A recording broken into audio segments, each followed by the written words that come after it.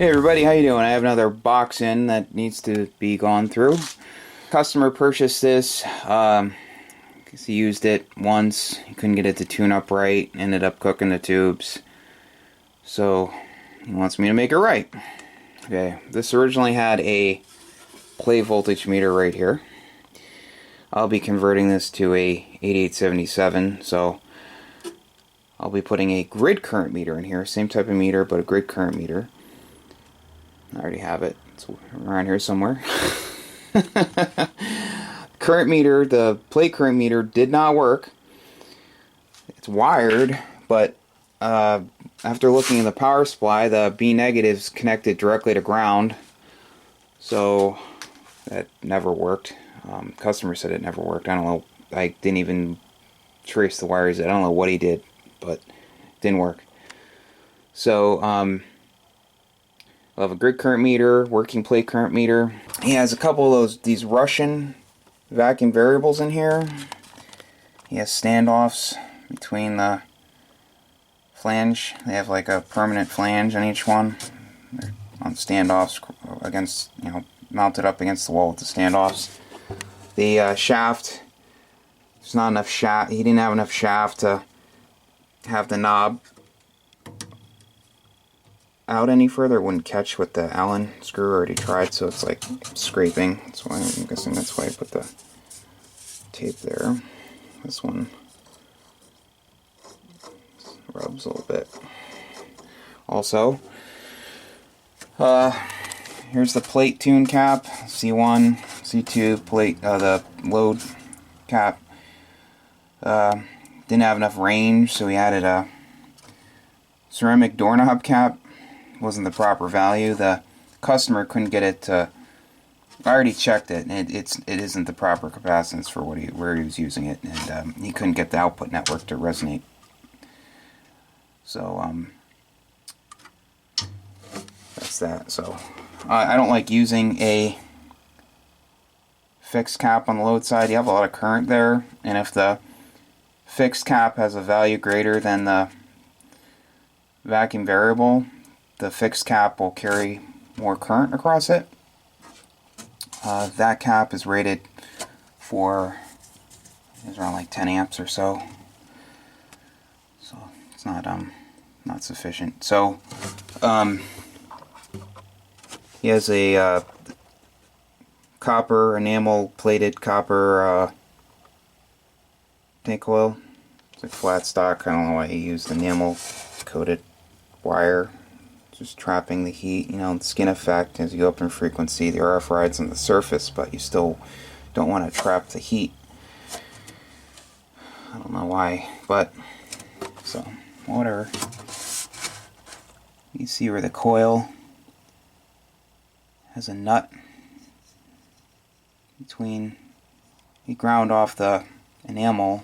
Looks like he put some solder on it or something, and then there's a nut for a spacer. I'm not sure why that's like that. Then he has this brass material going over the plate blocker. Plate blocker says 30 kV at 1000 puff, but no manufacturer mark or anything, so I don't know who made it. I don't think it's rated for the proper amount of current. So here's the connection between the plate blocker and the plate choke. It was a little over 6 inches. It's all frayed. I don't know. I'm not even going to comment on that. But there's a lot of information about parasitic issues, 3-5-RZs. If you do a quick Google search, there are a couple guys that are just gurus with this stuff.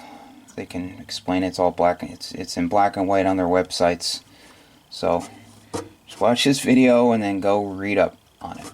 Look at the lead length between the plate choke and the parasitic suppressor assemblies. Some of the parasitic resistors failed,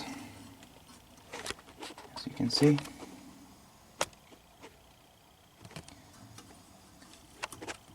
So like I said, this guy used it like once and couldn't get it to tune up. All 3 tubes have grid to cathode shorts. Checked them on my high-pot tester, they all fail around like 300 volts. Customer had, he's getting the old tubes back. You know, he's getting every single part back.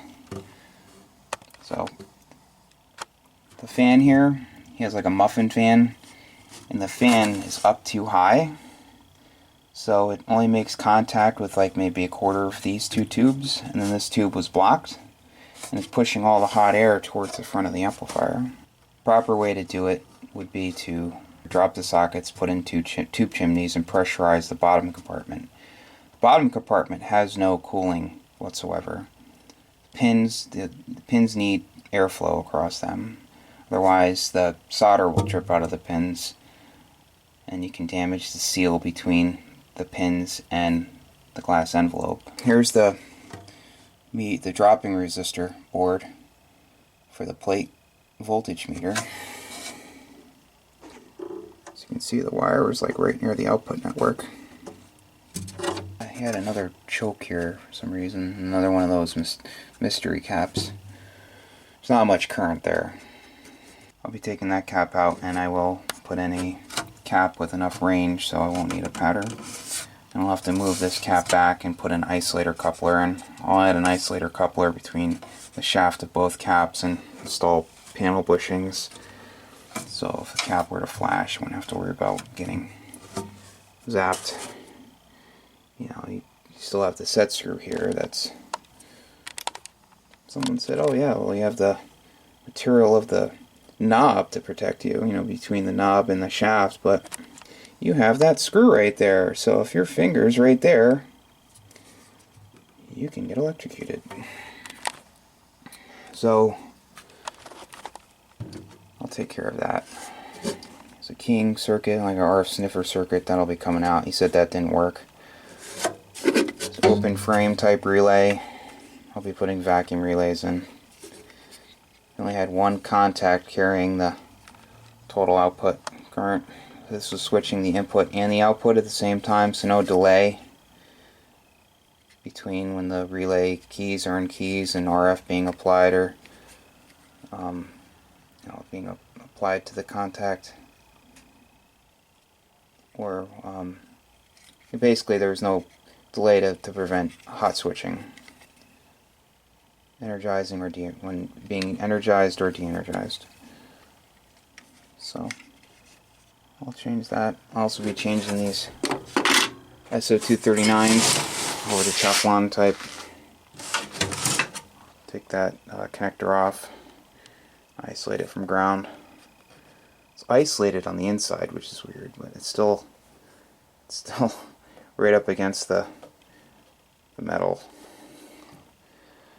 It's weird setup. So here's the fan. Export only, 12 through 80 meters. Has a fixed coil in it, so I don't know. Not sure. I guess. Just kidding. A lot of work here. I don't usually get involved with stuff like this, but he's a ham radio operator. He's a good guy. Really nice guy. So I'm gonna go through it, make it right. It's cheaper for him to just put one 8877 in here than to buy 3 new tubes and still have me go through it. You can get a 8877 for less than 3 tubes, and it'll be more stable with 1 tube versus 3 tubes. I'll be putting this nice new EBM PAPS blower in. Brand new, brand spanking new. And I'll be back. This will end up being a multi-video job. The customer wanted me to get this video made for him. Like I said, the info on Parasitic suppressors is readily available online. I wish this was an easy fix. The guy, he got it from said, no, just change that cap value, you'll be all set. You know, I don't know about that. Too many issues here. Okay, everybody, here's the bottom. I unscrewed this from the standoffs over here. I'm trying to make sense of it. So, got the 3 tube sockets. You got the filament choke. Wire's kind of loose. There's the bias circuit relay.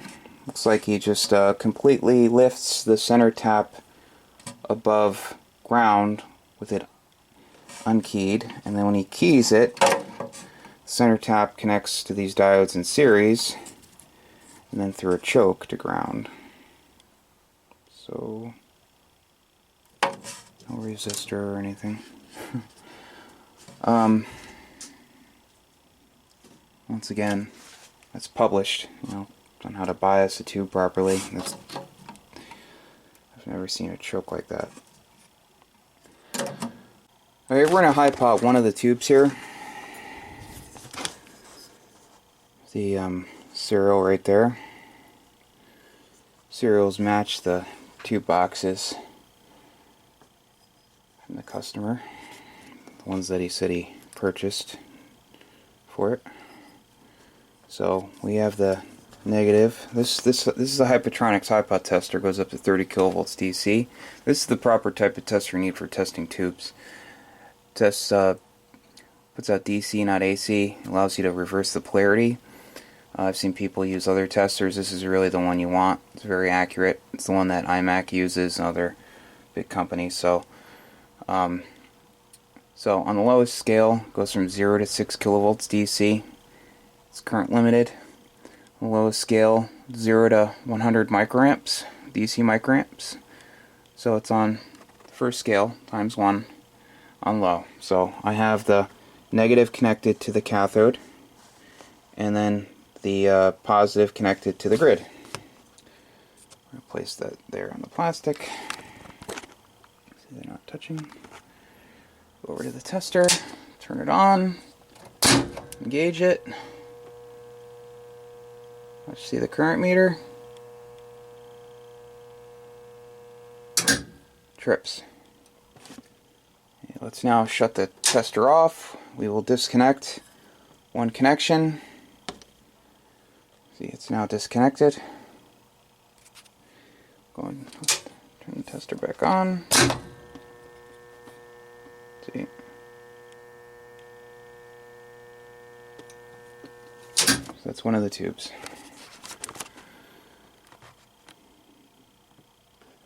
Thanks for watching. Please like, subscribe, and share. If you have any questions, feel free to ask. God bless. Have a great day.